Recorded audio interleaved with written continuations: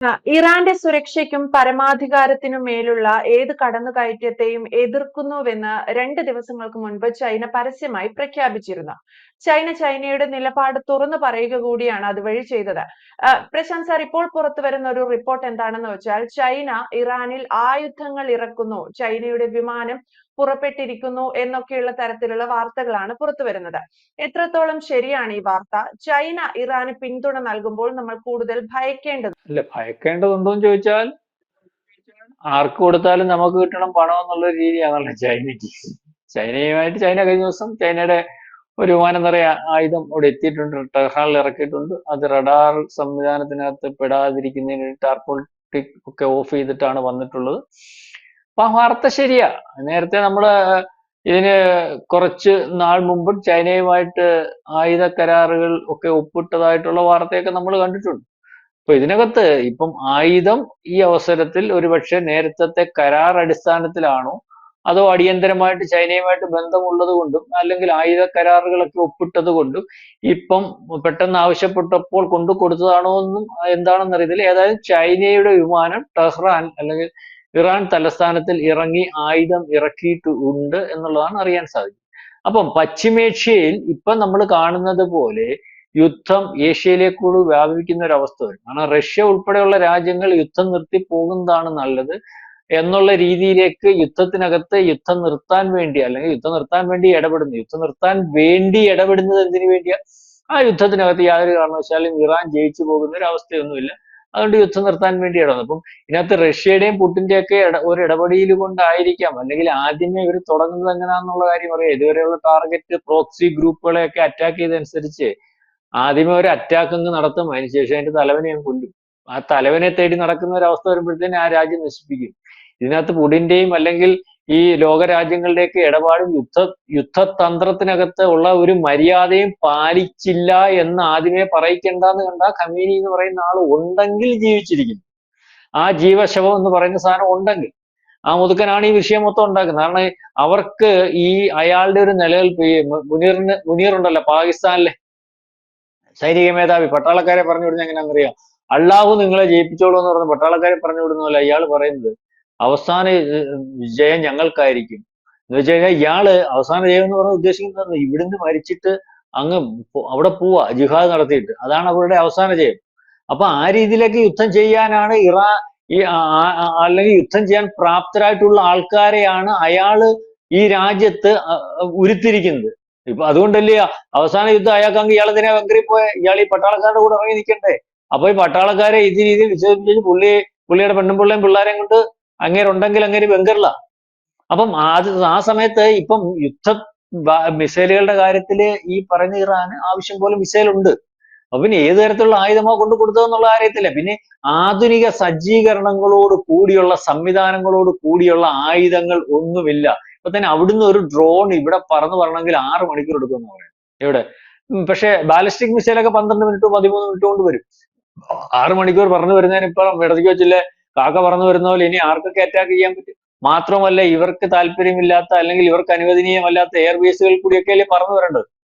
അപ്പൊ അതേ രീതിയിലൊക്കെയുള്ള യുദ്ധത്തിനകത്ത് ആധുനിക സംവിധാനവുമായിട്ട് F-35 യുദ്ധം ചെയ്യുന്ന ഇസ്രയേലും, കാരണം 78-ൽ അമേരിക്കയായിട്ട് സൗഹൃദത്തിൽ ഇരുന്ന സമയത്ത് കൊടുത്തിട്ടുള്ള ഫൈറ്റർ ജെറ്റുകളോ അല്ലെങ്കിൽ ഹെലികോപ്റ്ററോ കൊണ്ട് യുദ്ധം ചെയ്യാൻ നിൽക്കുന്ന ഒരു ഇറാനെയുമാണ് നമുക്ക് കാണാൻ സാധിക്കുന്നത്. പിന്നെ അവര് ഈ ഈ പറയുന്ന പോലെ ആകപ്പാടെ ഈ ഞങ്ങളുടെ വിശുദ്ധ യുദ്ധമേ അവസാനം ജയിക്കത്തുള്ളൂ എന്നൊക്കെ പോകുന്ന ഒരു കാര്യമുണ്ട്. അപ്പം ഇതിനകത്ത് ഇപ്പം യുദ്ധത്തിനകത്ത് ഈ കരാറിനകത്തുനിന്ന് മാറിയതിന് ശേഷം യൂറോപ്യൻ കൺട്രീസും അമേരിക്കയും ഒക്കെ ഈ പറയുന്നത് പോലെ ഇസ്രായേലിന് പിന്തുണ കൊടുക്കുമ്പോൾ ഇസ്ലാമിക രാജ്യങ്ങളോടൊക്കെ പലവട്ടം അപേക്ഷിച്ചിട്ടും ഇസ്രായേലിനെതിരെ യാതൊരു നീക്കവും നടത്താത്ത ഒരവസ്ഥയുള്ളപ്പോൾ അത് സൗദി ആയാലും കൊള്ളാം, ഖത്തർ ആയാലും കൊള്ളാം, ഈജിപ്റ്റ് ആയാലും കൊള്ളാം, ഈ ഏറ്റവും അവസാനം തുർക്കി പോലും സംസാരിക്കാതിരിക്കുന്ന ഒരു അവസ്ഥയുണ്ട്. കാരണം നാറ്റോ രാജ്യം സംസാരിച്ചാൽ അവർക്കറിയാം നാറ്റോ രാജ്യത്തിനകത്ത് നിന്ന് സംസാരിക്കുന്നതല്ല വിഷയം, സംസാരിക്കുകയോ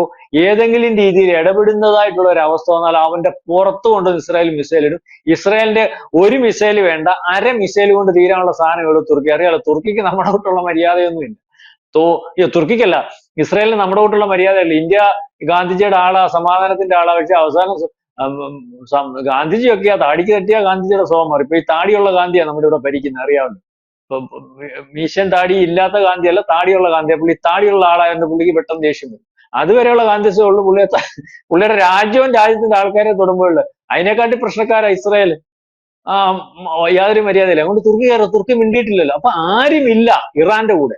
ആ സമയത്താണ് ഈ കൊച്ചാട്ടൻ ഇപ്പൊ ഇതും പൊക്കിയെടുത്തോണ്ട് വന്നേക്കുന്നത്. അപ്പം ഈ ട്രംപ് ഏത് രീതിയിൽ ഇടപെടുമെന്ന് അറിയത്തില്ല. ട്രംപിന്റെ അടുത്ത് പറഞ്ഞ് പോടാന്റെ പാട്ടെന്ന് പറഞ്ഞല്ലോ ഞാൻ ഒരു കാര്യം പറഞ്ഞ പോലെ.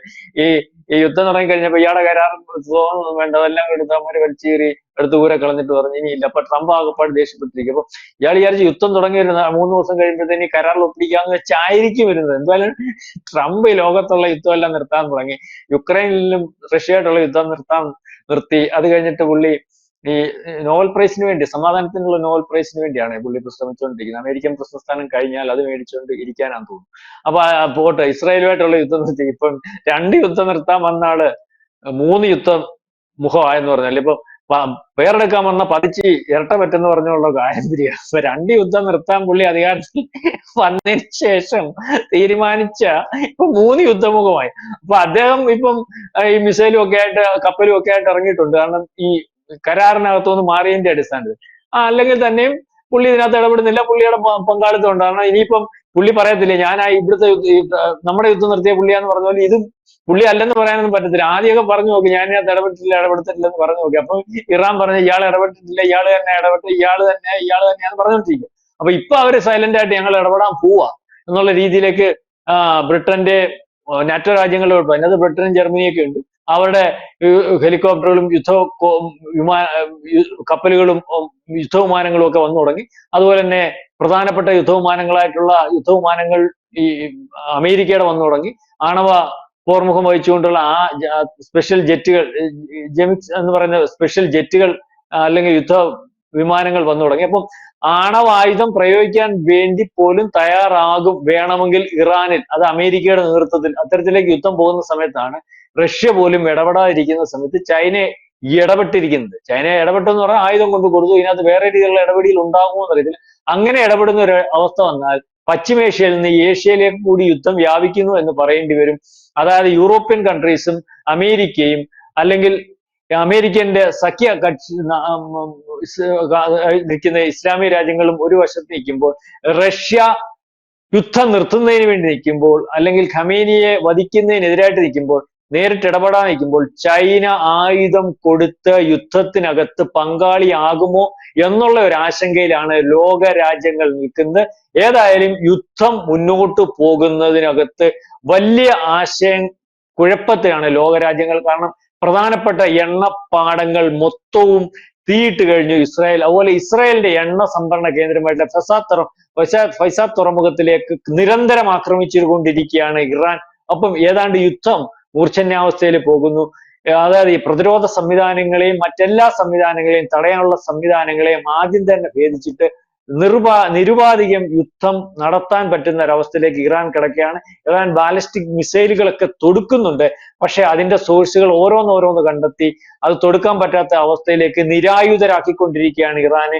ഇറാൻ ഈ യുദ്ധത്തിൽ ആര് കടന്ന് പറഞ്ഞാലും, നമ്മുടെ ഇവിടുത്തെ മെഹദൂദി ചാനൽ പറഞ്ഞാലും ആര് പറഞ്ഞാലും തോറ്റേ മതിയാകത്തുള്ളൂ, തോൽക്കാനേ സാധ്യതയുള്ളൂ. കാരണം പിടിച്ചു നിൽക്കാൻ യാതൊരു കാരണവശാലും ഇസ്രായേലുമായിട്ട് നടക്കത്തില്ല. കാരണം അവർ യുദ്ധം ജയിച്ചേ മതിയാകൂ അവരുടെ നിലനിൽപ്പിന്. കാരണം ഈ യുദ്ധത്തിൽ ഇസ്രായേൽ തോറ്റാൽ ഇസ്രായേൽ എന്ന് പറയുന്ന രാജ്യം ഈ ഭൂമുഖത്തുണ്ടാകത്തില്ല.